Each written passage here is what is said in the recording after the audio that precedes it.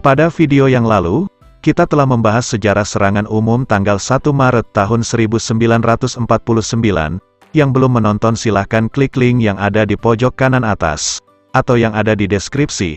Pada video kali ini kita akan membahas peran Syafruddin Prawiranegara dalam pemerintahan darurat Republik Indonesia. Video ini dibuat supaya bisa tersambung benang merah dengan sejarah serangan umum. Tanpa berlama-lama mari kita simak penjelasannya.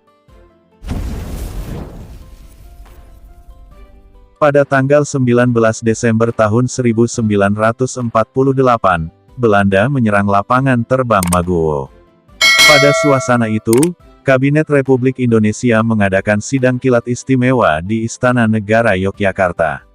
Salah satu keputusan penting dalam sidang yaitu, memberikan mandat kepada Menteri Kemakmuran Syafruddin Prawiranegara yang saat itu di Bukit Tinggi, untuk membentuk pemerintahan darurat di Sumatera. Keputusan lain ialah memberikan mandat kepada Dr. Sudarsono, L.N.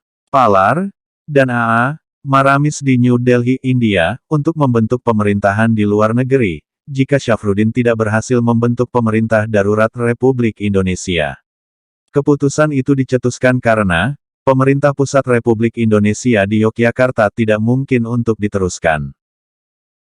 Syafruddin Prawiranegara pada awalnya tidak begitu percaya berita tentang jatuhnya ibu kota Yogyakarta, dan tertangkapnya Presiden Soekarno, Wakil Presiden atau Perdana Menteri Muhammad Hatta dan sejumlah pembesar tinggi lainnya.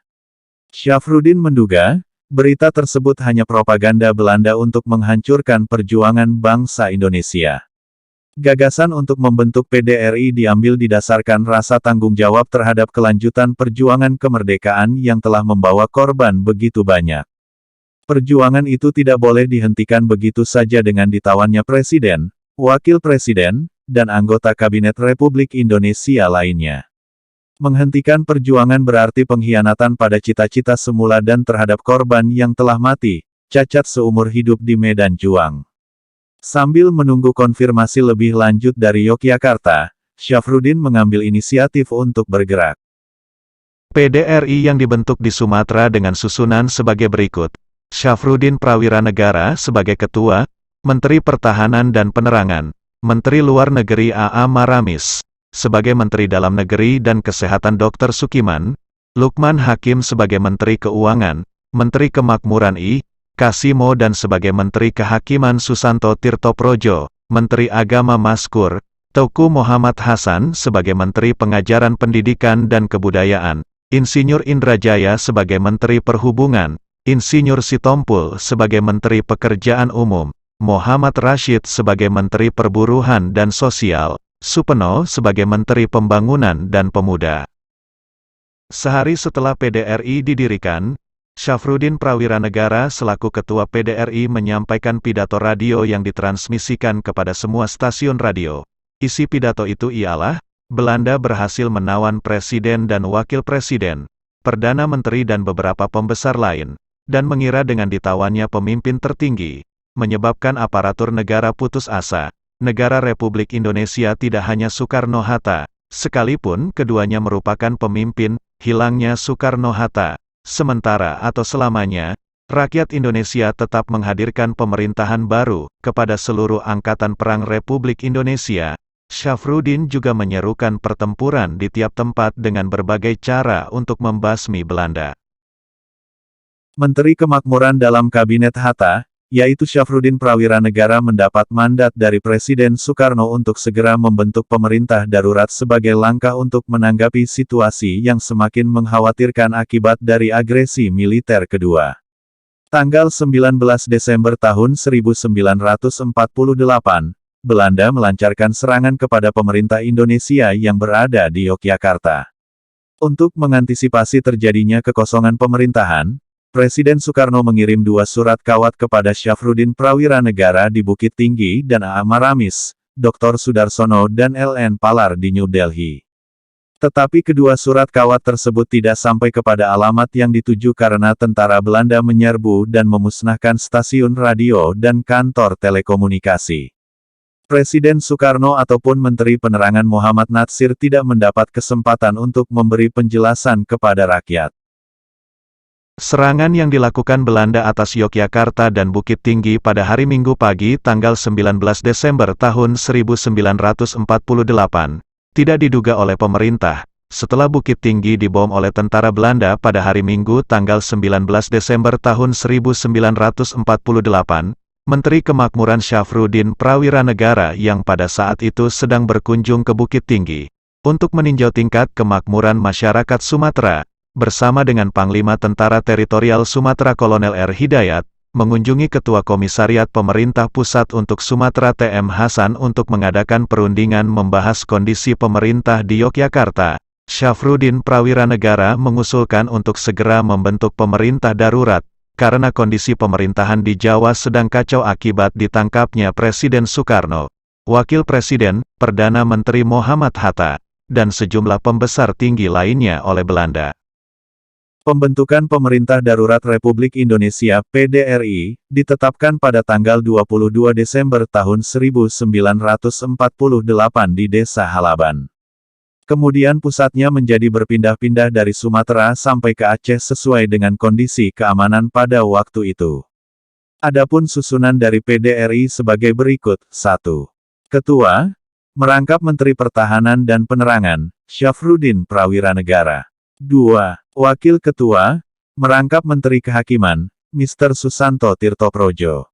Setelah terdengar kabar bahwa Saudara Supeno gugur karena dibunuh Belanda, maka beliau merangkap juga Menteri Pembangunan dan Pemuda. 3. Menteri Luar Negeri, Mr. A.A. Maramis. 4. Menteri Dalam Negeri merangkap Menteri Kesehatan, Dr. Sukiman. 5. Menteri Keuangan, Mr. Lukman Hakim. 6. Menteri Kemakmuran, I.J. Kasimo. 7. Menteri Agama, Maskur. 8. Menteri Pendidikan, Pengajaran dan Kebudayaan, Mr. T.M. Hasan. 8. Menteri Perhubungan, Insinyur Indrat Jaja. 9. Menteri Pekerjaan Umum, Insinyur Sitompoel. Menteri Perburuhan dan Sosial, Mr. S.T. Muhammad Rashid. Syafruddin Prawiranegara dalam struktur susunan Pemerintah Darurat Republik Indonesia hanya menggunakan istilah ketua. Pada sisi lain, istilah ketua tidak dikenal dalam UUD Republik Indonesia. Ada dua alasan mengapa tidak digunakan istilah presiden. Pertama, Syafruddin Prawiranegara tidak mengetahui adanya mandat langsung dari Presiden Soekarno. Kedua, berdirinya PDRI didorong oleh keprihatinan dan kerendahan hati untuk meneruskan perjuangan bangsa. Namun demikian, meskipun yang digunakan istilah Ketua PDRI, akan tetapi secara de jure Syafruddin Prawiranegara sebenarnya adalah Presiden Republik Indonesia, dengan mandat dari Presiden Soekarno dan Wakil Presiden Muhammad Hatta yang pada waktu itu tidak dapat bertindak sebagai Presiden dan Wakil Presiden.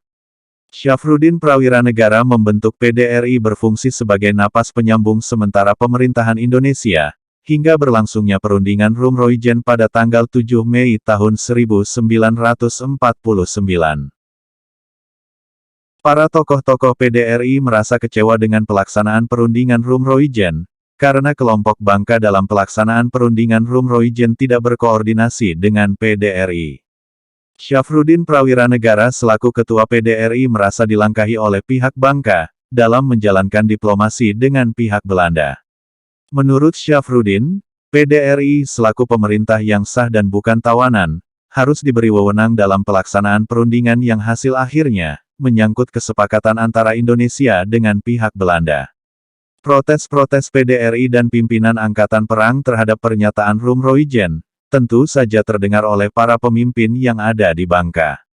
Hatta menanggapinya dengan usaha menemui Syafruddin, untuk memberikan penjelasan mengenai latar belakang kebijakan yang diambil pihak Bangka. Hatta ditemani oleh Ali Sastroamijoyo dan Muhammad Natsir. Pada tanggal 5 Juni tahun 1949, Hatta bersama anggota rombongannya berangkat ke Aceh. Hattalah yang paling merasa berkepentingan untuk mencari Syafruddin ke Sumatera, guna menunjukkan bahwa para pemimpin di Bangka sama sekali tidak mengabaikan PDRI. Akan tetapi Hatta tidak bertemu dengan Syafruddin di Kutaraja. Hatta bertemu dengan Kolonel Hidayat, Panglima Sumatera. Pada tanggal 10 Juli tahun 1949, Syafruddin kembali ke Yogyakarta. Syafruddin disambut oleh Soekarno setibanya di Yogyakarta. Syafruddin menerangkan bahwa, PDRI tidak berada di belakang Rumroyen, tapi berada di belakang rakyat, berjuang dengan rakyat dan untuk rakyat. Pada tanggal 13 Juli tahun 1949, Kabinet Hatta bersidang. Hatta melakukan perombakan kabinet. Kabinet yang baru terbentuk itu disebut Kabinet Hatta II. Dalam kabinet ini, Syafruddin diangkat sebagai Wakil Perdana Menteri. Pada sidang Kabinet Hatta ini juga, Syafruddin menegaskan bahwa, mandat yang dikirimkan kepadanya oleh Soekarno dan Hatta tidak pernah diterimanya. Syafruddin dan tokoh-tokoh lain di Sumatera membentuk PDRI semata-mata berdasarkan hati nurani untuk mengisi kevakuman pemerintahan. Pada kesempatan dalam sidang ini, Syafruddin Prawiranegara mengembalikan mandat kepada Presiden Soekarno dan Wakil Presiden Hatta. Sekian video kali ini, jika ada yang salah dalam penjelasan ini, silakan komen di bawah, dan sampai jumpa di video selanjutnya.